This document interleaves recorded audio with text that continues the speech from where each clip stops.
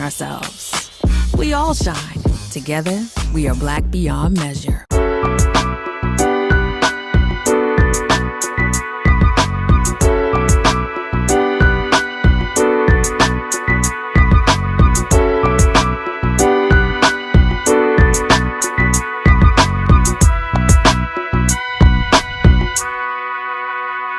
Hello, everyone, and welcome to our show today on A Balanced Life with Dr. Jacquie here at Black Star Network. I am always thrilled when we have this opportunity to get together because so many rich nuggets come from these dialogues and conversation and listening to our guests and the things that we have to talk about related to living a balanced life, living through everyday things.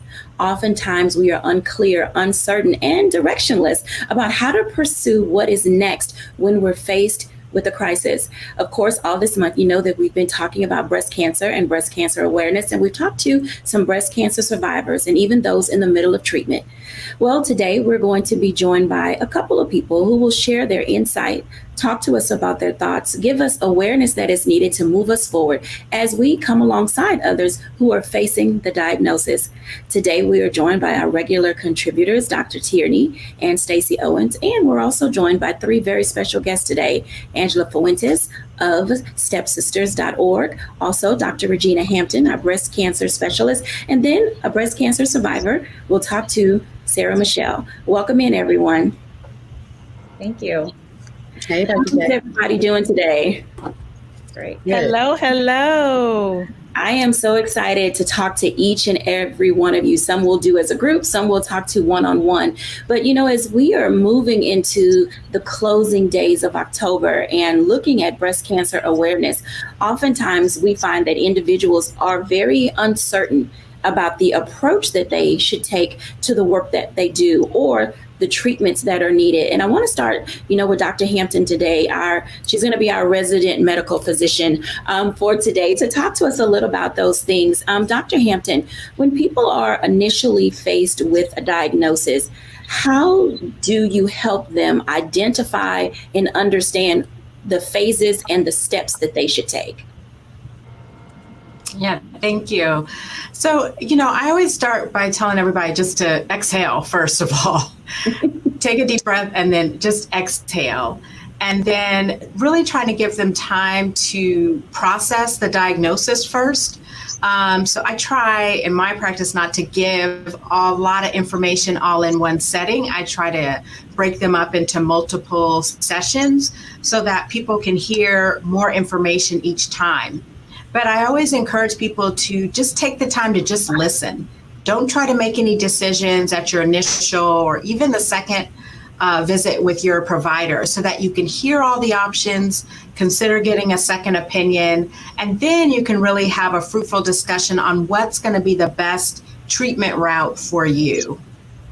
So when you think about those options and individuals come for a first opinion, a second opinion, how do doctors handle that? Do they receive the information from the original doctor if they're the second opinion doctor? If you're the first opinion doctor, do they send that information? Because oftentimes information gets lost in the weeds because people are so emotionally high at that moment. What ways do we engage? Is there a checklist that someone receives to help them move forward? Or how do we really explain to individuals what that next step should be to help them stay balanced in their approach? So I think it depends on the situation. Some patients feel that their provider is not going to be receptive if they say they're going to get a second opinion. I know when either my patients choose to go get a second opinion, I always ask them, well, where are you going?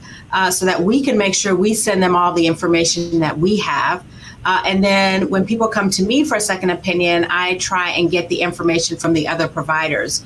I think in this day and age, most providers are open and comfortable and realizing sometimes patients just need to hear information, the same information, a different way.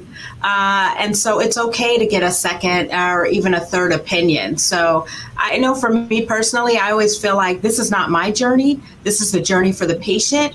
And I feel the patient needs to go to the provider where they feel most comfortable. Sometimes that's with me, and sometimes it's with a colleague across town. But as long as the patient is comfortable, then that's always what makes me feel good. Now, not every provider may feel that way, but I think as providers, we got to realize this is not our journey. This is the journey of that patient. Thank you for sharing that information. You raised a very important issue that I want to toss now to Dr. Tierney, because in her work as a life coach, as Dr. Hampton stated, there are going to be times where you do need to go for a second opinion or a third opinion, but it's about making an informed decision. And sometimes being able to make an informed decision doesn't come easy. Dr. Tierney, when you're talking to your clients and working with individuals who literally have these weighty matters, on their shoulders, how do you help them take the right steps to approach that thing that they are facing? Sometimes it's a second opinion. Sometimes it's where our finances are going to come from. Sometimes it's just who's going to be in my tribe or my village, as I'm going through this. What does decision making look like at that level when a coach steps in as a part of the process? Absolutely. So my job as the coach is to help you kind of scan the landscape and eat this elephant one bite at a time. As Dr. Hampton said, oftentimes we're trying to take on all the things all at the same time, and that only leads to overwhelm. So the first thing that I tell my clients is just to pray. And not all of my clients are believers, but it's either a prayer, meditation, something that helps you to center yourself, center your soul so that you can hear and think more clearly. The second thing is to just kind of lay all of your options out end to end. Getting the second opinion, looking at the finances, deciding who's going to be in your tribe, and taking those things one step at a time. Often we'll try to think about all the things all at the same time and try to figure out the tribe, try to figure out the finances, and try to get the second opinion and line up the doctors. Sometimes it may be that we may need to delegate.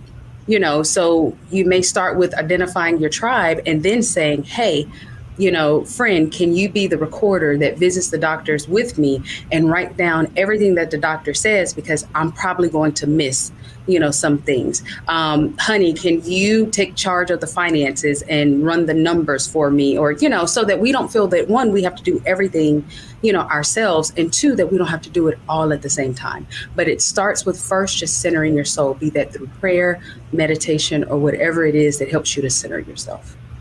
I appreciate you talking about being able to center yourself, because there are so many things when it comes to balanced living that get us into that space of saying, it's about at this moment, this is the thing that is the straw that breaks the camel's back.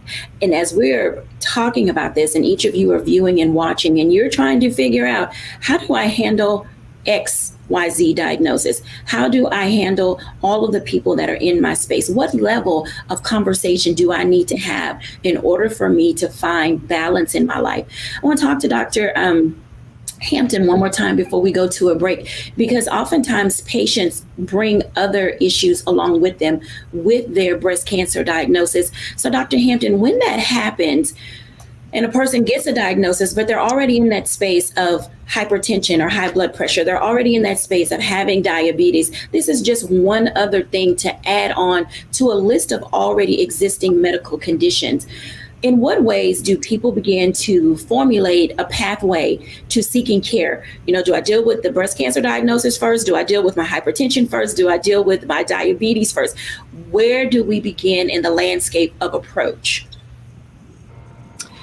Yeah, that you bring up a great point, and that sometimes presents a challenge, especially when patients have multiple different medical challenges that they're dealing with. So it's really about a team-based approach. So it's the oncology team with the breast surgeon, the medical oncologist, the radiation oncologist, and the patient navigator, along with the primary care team, which could be the family practitioner, the internist, or the gynecologist. And it's really about us all working together, sharing information, getting the patient to share information with us so that we can take care of the whole patient and not just the cancer. So it's just that team-based approach.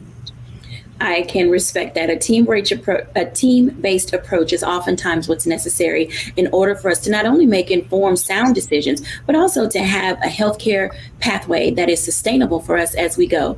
When we come back after the break, I'm going to pause here at 9:53. When we come back after the break, I want to talk to Angela Fuentes, who is co-owner, operator, manager, provider within Stepsisters organization. I think it's important as we have these conversations, we look also at how community plays a part in the ways in which we seek help. When we're back after the break.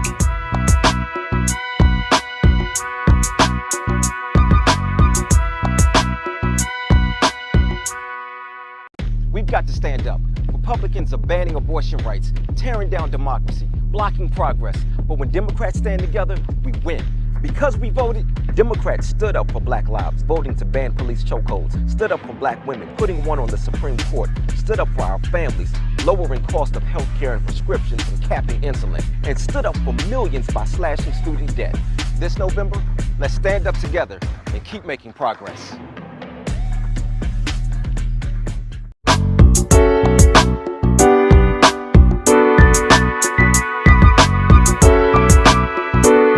Welcome back, everyone, to A Balanced Life. And as you can tell, receiving a diagnosis of any kind requires a team of people, a host of individuals who can help you navigate the pathway.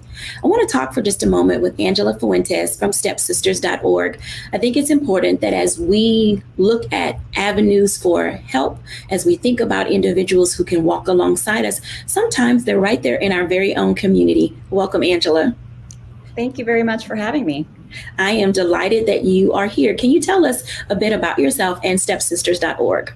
Sure. I am one of the co-founders and co-executive directors of the Stepsisters. And how I got involved is I'm actually a 14-year survivor today. So this is kind of my way to pay forward some of the support I received. I've heard words like, who's your tribe? Who's your support group today? And that's kind of what the Stepsisters role is. Not everybody is as lucky as I was, for example, and had a huge support group of friends and family. And so the stepsisters step in like a sister would to help all these local patients that may not have the same type of support. So tell us a little bit about the organization and the role that, I'll use the term she, that the organization plays, in the community. You are located in the DMV area in Virginia, I believe. And so what does that look like for the local community to have your presence there as an organization? Yes, so that was kind of our whole idea behind this. We started out just kind of raising money for research, and it's a great reason to put your money towards research, but we wanted to bring the funds back to the local community. And we started small. We were in Loudoun County, and we have now grown to 9 different locations in the Northern Virginia area. So we are able to just kind of we started small, helped the people within Loudoun, and once we were able to serve the people there, then we grew slowly out to Fairfax, Fair Oaks, Prince William County, Reston. So it's just our way of giving back to the direct community that that's local to us. Well, you bring up an interesting question because oftentimes individuals want to get into that nonprofit space and they want to be causal. And so we do see a host of cause-based nonprofits in that space and awareness. What are some tips that you would give an individual who, like yourself, is a survivor, who may be watching and say, I would like to do something very similar? How do you set that course of direction to know for certain that this is an avenue that should be pursued? Absolutely. So you had mentioned, or Dr. Hampton mentioned, a nurse navigator. That is somebody that comes to the patient and kind of helps them navigate this journey that they're about ready to go on. And they are kind of the number one resource for a lot of patients in the area. And they would be able to tell you, hey, the stepsisters are out here, or these other organizations are out there. What we did when we started was we sat down with a lot of the local breast cancer organizations to kind of make sure we were hitting an area that wasn't already covered. So, even if we can't help somebody, if they were to come to us, we would be able to point them to somebody else in the local area that may do something that's a little more helpful to them. Or, if they're coming back to volunteer, there's so many opportunities to give back after you've gone through treatment. Amazing, because oftentimes finding that direction, and I've learned a lot about your organization, and I've walked before, for Stepsisters, and I appreciate the work that you do in the community. One of the other things that you do so well is quality of life. Can you talk to us about the quality of life plan or pathway that you have? Sure. So that is one of the 3 programs that we offer. Quality of life services are things like a house cleaning, food delivery, transportation to and from treatment. What woman or man who is going through a treatment wouldn't want their house clean when they're unable to clean, either because, they're immune suppressant or just, physically are too tired to do it. So many appointments are going on while you're going through treatment. Maybe you don't have time to provide, a meal for your family, or, maybe you're alone and you can't cook for yourself. So it's that type of quality of life services that the stepsisters try to step in and help with. One of the other that you mentioned was crisis funds, but with that also comes alongside the chemo bag. I'm sure that is a very delightful thing to receive as a patient. Talk to us about the chemo bag. Yes. So we provide about 1,000 chemo bags a year, and we give them out to the various nurse navigators that we work with at all the hospitals. And they really have a better relationship with the patients. We don't necessarily always meet the patients that we serve for privacy reasons. And so we let the nurse navigators kind of be that in-between middleman that provides these chemo care bags when they know a patient is about ready to go through that treatment. Wow, Stepsister sounds like it's doing an amazing work in its local community. What are some of the other tips as it relates to being balanced? Because serving as a nonprofit individual and the work that you do, how do you keep balanced yourself, serving the needs of so many other people? It really comes from the heart for me. It's something that I'm passionate about because, I had so many meals delivered to my doorstep that I had to buy an extra fridge to store all these meals. And, I realize how fortunate I am. And I always tell people 99% of what got me through treatment was the support that I received. It was the positive attitude. It was how people just kept me lifted the entire time. And so, I kind of bring that back to my own life. If I'm helping somebody, I feel lifted. I feel like I'm serving a purpose. And, that kind of keeps me going with everything that I do. Thank you so much for sharing that information, and congratulations on your 14-year survivorship. I'm certain that it's been a journey for you. If you wouldn't mind, can you walk us through some of the ebb and flow of your journey, and even now post-cancer? What does that look like, and how do people face it? I always tell people when they ask me that, there is life after cancer. And a lot of people, can't see that far ahead. And here I am 14 years out. I rarely think about it. I remember bits and pieces of what went on 14 years ago. And honestly, the pieces I remember, I was never alone. I remember my husband being at all my appointments. I remember my parents helping out with the kids. So I feel like once you've gotten through it, you kind of forget about all the bad stuff and you only remember all the good stuff. And, even now, I'm constantly reminded of what I went through when I talk to patients or we visit a hospital. But it's so far behind me that, I'm able to just kind of go past it and move on. And it's a beautiful thing. Thank you for sharing that. Now, I'm going to ask Stacey Owens to come in for just a moment because, Angela, one of the questions I want to ask is, were you employed at the time that you got your initial cancer diagnosis? I am very fortunate in that once I actually had stopped my regular corporate job prior to my diagnosis just to be home with the kids, and I was doing a little part-time work, but I was so fortunate that I didn't need to work and I was able to stop and focus on my health and focus on being with my family. I do realize not everybody is that fortunate. We do have a crisis fund, and it does help women or men who are unable to work, or maybe they have to cut down on their hours and they have mounting medical bills, and we help with things like housing and utilities. But I fortunately was able to stop working and focus on my health.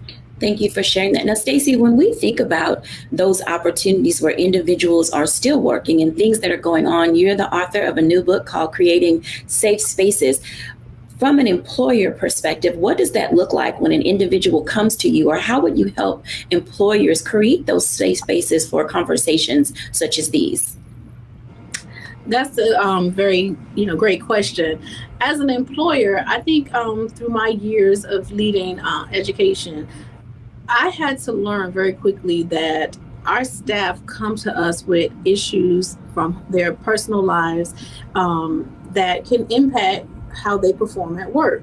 And when you create an environment where people are not comfortable with coming in and sharing their personal stories, because sometimes you hear folks say that you're supposed to leave your personal issues at the door when you go to work. Well, I debunk that. Like, you can't leave you at the door. I want you to bring all of you in, and then I want you to be transparent and communicate with your employer or your boss about what's going on with you personally, so that you can remain emotionally balanced between dealing with your personal issues at home and your work issues. We can't provide support for things that we don't know about. So we got to be able to communicate what your needs are, so we can surround you and provide the support that we can. So in my situation, we have teachers that come in who may have diagnoses, who are dealing with sick parents, who may be pregnant or whatever, and they still have that expectation of having to come in and teach and plan lessons and carry out their professional duties. So if I have an employee who comes to me and say, this is what I'm dealing with at home, then I can say, what support can I provide you? And from that, we may lessen your work duties. We may lessen your day if we can. But we can put a plan in place to help you to be able to still perform, because you need, for whatever reason, your employee, your check. So what can we do to help you remain employed and be able to take care of your family, at the same time making you feel comfortable with your self-care? So I like it best when we say, how can we work together as employer and employee so that we don't have to outdo one of the other? Absolutely. It takes collaboration and communication in order to be able to move individual lives forward. When we come back after the break, we're going to talk to Sarah Michelle. I'm excited to invite her in and have this conversation with us about her non-traditional approach to her cancer care when we're back after the break.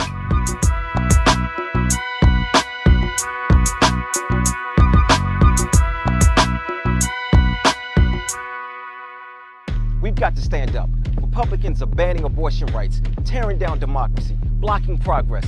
But when Democrats stand together, we win. Because we voted, Democrats stood up for Black lives, voting to ban police chokeholds, stood up for Black women, putting one on the Supreme Court, stood up for our families, lowering cost of health care and prescriptions and capping insulin, and stood up for millions by slashing student debt. This November, let's stand up together and keep making progress. When we invest in ourselves, we all shine. Together, we are Black beyond measure.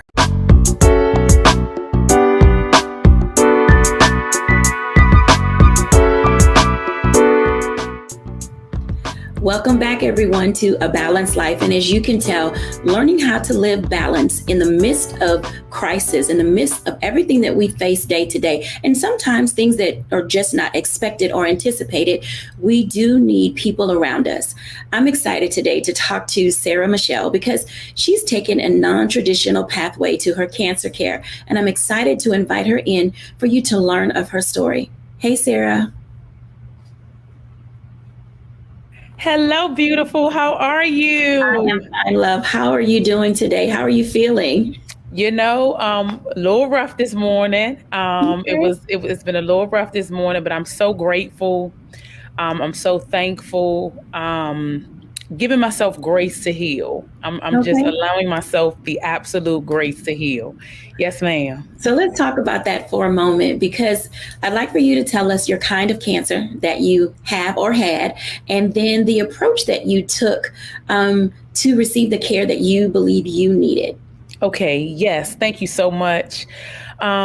So I began to feel my health and my internal system failing like in 2020. I would sleep through the night and I would wake up exhausted and completely just flabbergasted and just tired. And so after different rounds of testing and batteries and, just kind of going through all the process, that was in 2020. In 2021, I ended up being awakened to feeling like my left breast was on fire, like not sore, not tender, but literally feeling like it was on fire. So I went to my doctor once again and I said, something is going on. This isn't right. Something is off. So I went and I got a referral for a mammogram, ultrasound. And then they did a biopsy because they were concerned about the abnormality of the mammogram and the ultrasound. And when the biopsy came back, they did call and they said that it was triple negative breast cancer. And honestly, it was such a surreal moment. It was also kind of a sigh of relief. Because for a while, the doctors were kind of making you think, even during the pandemic, that, it could have been all in your head, or it could have just been the difference in the shift of society because the world had been shut down. But I'm so grateful that I kept self-advocating and I kept saying, no, something is off, something's not right, something is not lining up. And so because of all of that persistence and even some of the pushback that I got, and if it wasn't for self-advocation, I wouldn't even have gotten to a diagnosis, in all honesty. So for me, the approach that I've taken for natural remedy for minerals versus chemicals is because if I went through the process of feeling my immune system decline, I believe that God can bless and anoint the process to reverse engineer that. And so I've been going to different natural health and healing centers on a full battery of herbs and plant medicines and things of that nature. I've adjusted my eating to a more clean, alkaline-based diet and things of that nature. And yeah. So how is that journey going for you? It's very interesting. It's way more spiritual, I believe, than it is natural. And although, I experience pain, I experience discomfort, I can also feel my internal system adjusting and getting better, right? And so I do believe that healing is a process. And I do believe that a part of that healing process is pain, it's agony, it's discomfort. But I do have full confidence that I'll come out better than how I went into it. It's been a lot of uncertainties. There's been a lot of challenge and even opposition from my family and friends, because when people just love you, they're scared to lose you. Mm-hmm. And so sometimes the display of that and the response and the reaction to that is not always so nice, and it's not always so loving. So I've experienced that as well, which has not helped the journey. Well, that's understandable, because often people, what they don't understand, there is a tendency to have that pushback. Where are you now with your breast cancer? So I am scheduled to get another PET scan this coming week. And so that'll kind of determine where things are, if I need to kick things up a notch, or if I just need to plateau. I have been on a sabbatical from all business and all work since I've been in business for the last 21 plus years. So I've been going constantly for 21 plus years across the globe. And it was finally time for me to say, you know what? I need to focus on Sarah. I need to focus on healing. And this wellness journey is definitely well worth it. And so I can better know where things are once I get the results from the PET scan. And I have already come to a solace about, if the PET scan still shows areas of concern in my body, I will extend the sabbatical. I will not come off a sabbatical until all of my margins are clear. Thank you for sharing that. I do want to invite in Dr. Regina Hampton, because she is our breast cancer surgeon and specialist. And you mentioned two words that I've not heard put together before, which is one of the reasons why you're here. And I'd like for us to kind of unpack that for a moment. Okay. The chemicals versus minerals. Dr. Hampton, how does that affect the body in its preparation for healing when a person doesn't go right into some type of chemotherapy or medication? Yeah, so we certainly in the medical community, encourage a total body wellness. So, we encourage exercise, we encourage, changing diet and making, all those personal changes, I think are important and really contribute to, kind of the whole well-being. People talk about chemicals and chemotherapy more specifically. And, I think chemotherapy really gets a bad rap, but what I can tell you, especially for a triple negative breast cancer, chemotherapy is one of the most effective treatment regimens that we have out there. And what we've learned is that in many cases, using the chemotherapy first prior to doing the surgery, we actually get good outcomes. So I tend to see a lot of women who have triple negative breast cancers, and we tend to give them the chemotherapy up front. And the great thing about it is we can wipe the tumor away before I even go to do the surgery. So I operated on my former practice manager who had a triple negative breast cancer. And when I went to go do her surgery, there was not one tumor cell left. It was just the clip, the biopsy clip. And so while, people give chemotherapy a bad rap, we've just learned a lot more. Women can get chemotherapy and continue to do the things that they love to do. So I had a patient who needed to get chemotherapy and she traveled for work. So she would stay in town that week, get her treatment, and then the next 2 weeks in between treatments, she's on and off airplanes, continuing on with her day. So much has just changed over the years. I always encourage people to really sit down and have honest conversations with your providers, really hear what's going on today, not what happened 20, 30 years ago, because we weren't doing so great. But, we really have made a lot of strides, especially when we talk about triple negative breast cancer. Right. So the reason I also wanted to ask you that as it related to Sarah is that I've known Sarah for a little while now, and I've watched her journey.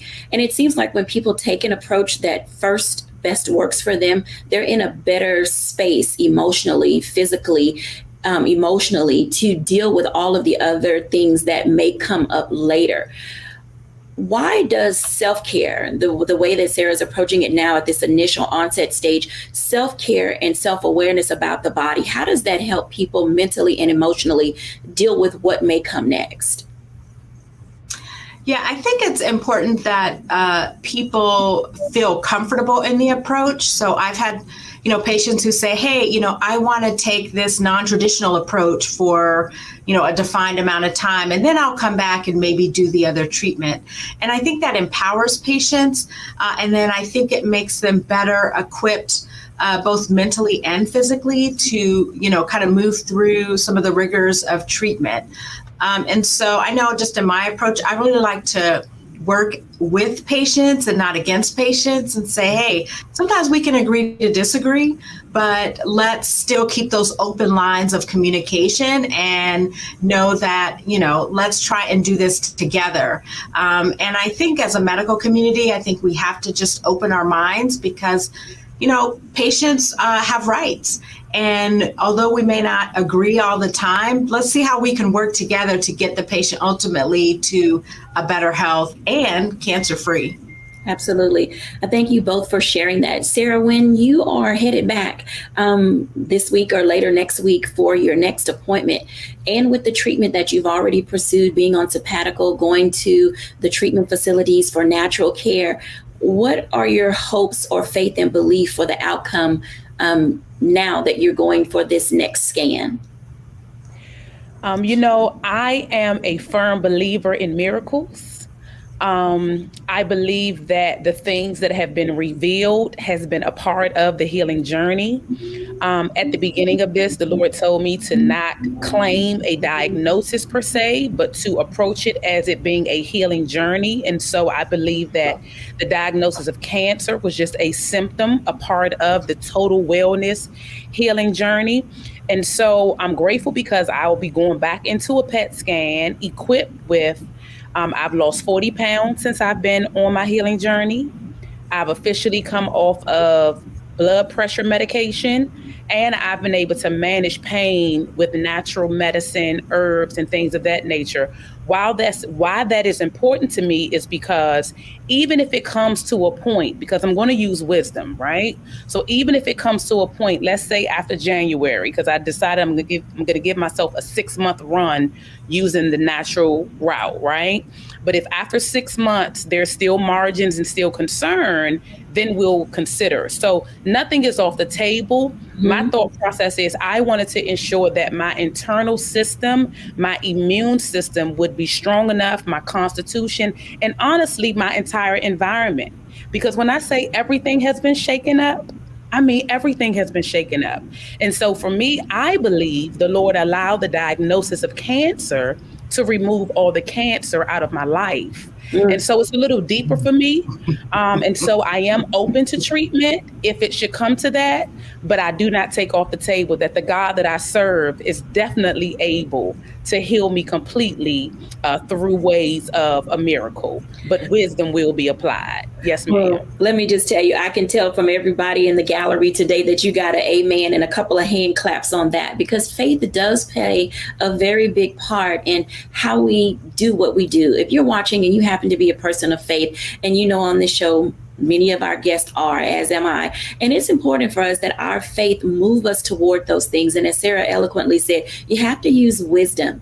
But also, as Dr. Hampton said, you have to work in concert with the medical professionals so that you can have the ability to make informed decisions. When we come back after the break, I'm going to talk to all of our guests because, you know, learning to live a balanced life in the things that we face day to day, it's not easy when we're back after the break.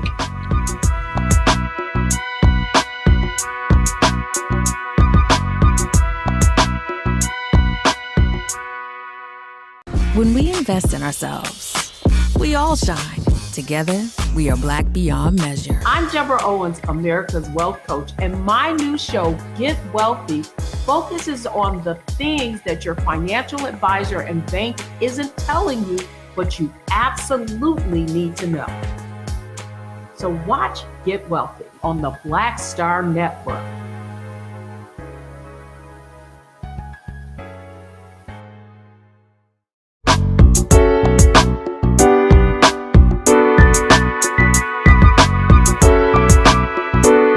Welcome back, everyone, to A Balanced Life. And as you can tell, today has been a little bit emotionally charged, but at the same time, it's helping us to set some ground rules, some boundaries, a space for us to discover the balance that we need in order to be able to navigate our situations and circumstances.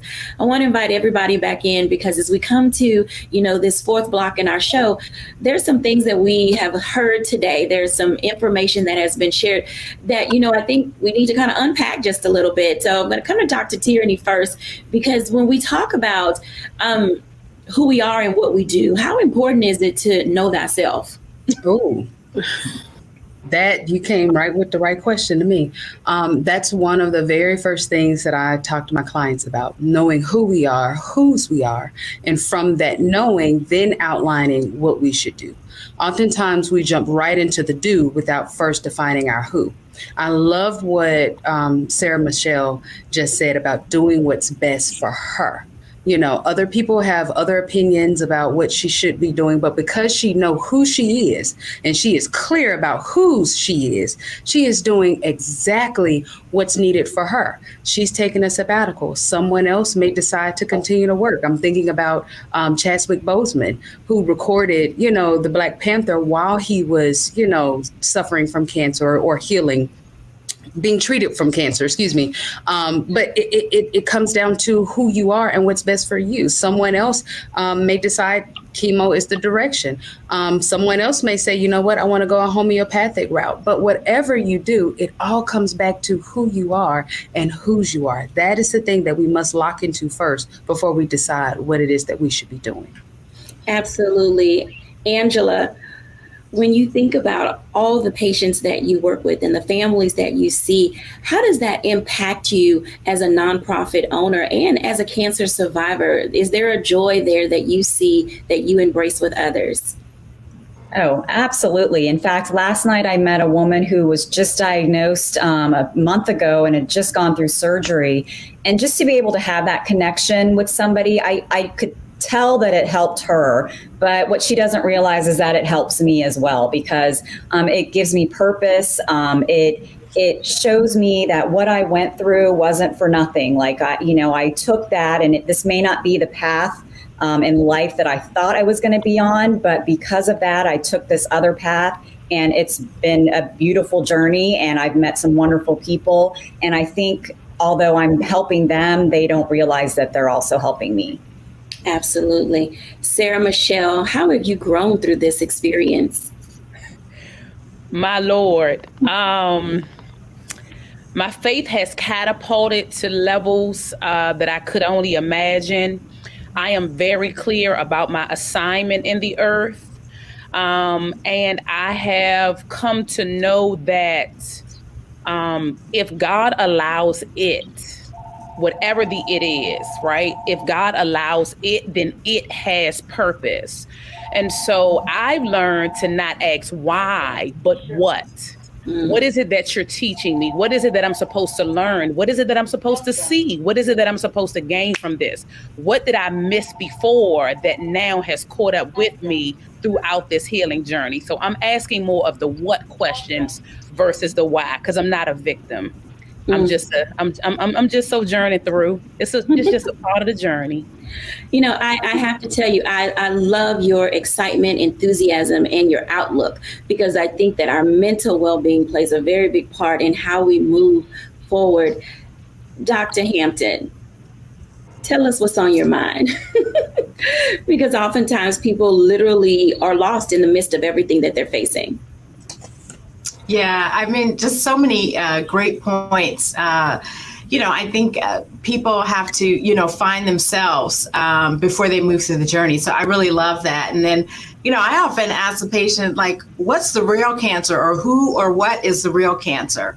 Because I can take care of the cancer in your body, but I can't always take care of the cancers that are surrounding you. So that might be where we need to focus the treatment and get that healed first and get those cancers out of our lives before we can get the body right. So, I think it really is about just the journey, and the journey can take on so many different twists and turns for each patient. So excited and just best of luck to Sarah Michelle. I think, you really have a good formula going. Absolutely. Thank you for sharing. Hey, Stacy. Hey. I know you've got something to share with us, because oftentimes you're dealing with yourself, your family, your staff, your students. How do people embrace this journey that they may find themselves on and get balance from it when they know they can have support system from, someone like you in their community? Well, first I have to just say, Sarah, girl, you better keep shining that light. Oh, Yes, ma'am. just touched my soul over here. I was just sitting over here trying not to get out this chair and just jump for joy, because that's a special space to be in, And I think when helping others, it's just helping us just to see just that. No, this is your journey. How can you embrace it? Embrace those around you who can give you the support. Take those days when you have good days. Don't beat yourself up when you're having those bad days, knowing that you're going to be balanced some days, and you're still okay on the days that you are not balanced. I can tell you right now, I walk around and preach balance for everybody. And I had to tell my staff the other day, I'm like, I'm not balanced right now, because if you watch my stories, you'll see I have my little grandbaby here with me. And it's been a while since I've had a 2-year-old in my home, and she's come with some issues that have triggered some other issues with her father, who's my son, who has those, who also is a cancer survivor. And just for myself, remembering, what, Stacey, what is your purpose in all of this? Don't become overwhelmed. Enjoy each small step. Take this elephant, like Dr. Tierney say, and eat it one small bite at a time. And if you can just remember those key points as you're dealing with whatever life throws you, you'll turn those lemons into lemonade. But just keep that light shining. So thank you. I'm so glad that I had an opportunity to hear your story today. Absolutely. Thank you, ladies, for being with us today. And I hope that our audience has gleaned some information that will allow them to move their lives forward. I'll give my reflections when we're back after the break.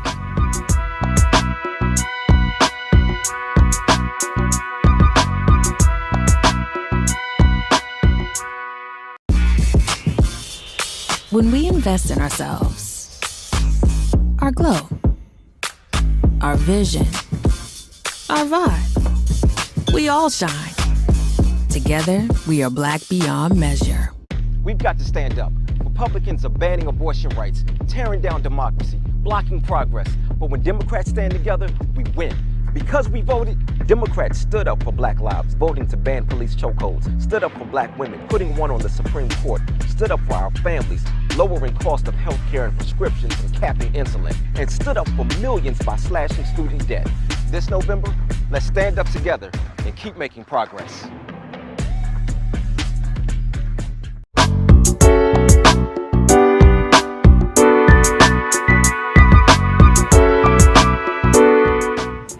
Welcome back, everyone, to A Balanced Life with Dr. Jacquie here at Black Star Network. And you can tell that today is one of those days where we just needed a little bit of inspiration, motivation, and an opportunity to really allow ourselves to settle in to who we are, to discover what comes next in life, and how to know and say that it's okay to stop out and take time to discover what pathway is best for you. All of our journeys are different, but each of us can look around and say that we have a few people in our lives that we need to say, exit stage left.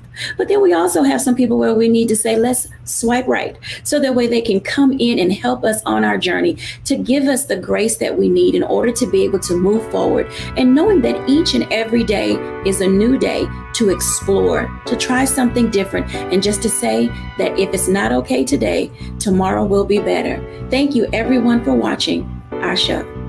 Bye now.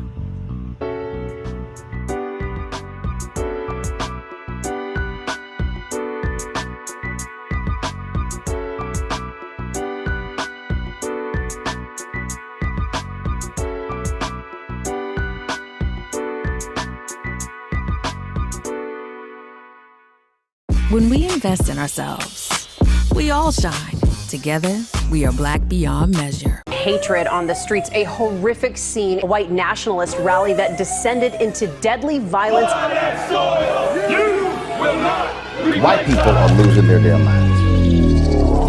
As an angry pro-Trump mob storms the U.S. Capitol, we're about to see the rise of what I call white minority resistance. We have seen white folks in this country who simply cannot tolerate black folks voting. I think what we're seeing is the inevitable result of violent denial. This is part of American history. Every time that people of color have made progress, whether real or symbolic, there has been what Carol Anderson at Emory University calls white rage as a backlash. This is the rise of the Proud Boys and the Boogaloo Boys. America, there's going to be more of this. Here's all the Proud Boys, guys. This country is getting increasingly racist in its behaviors and its attitudes because of the fear of white people. The fear that they're taking our jobs, they're taking our resources, they're taking our women. This is white fear.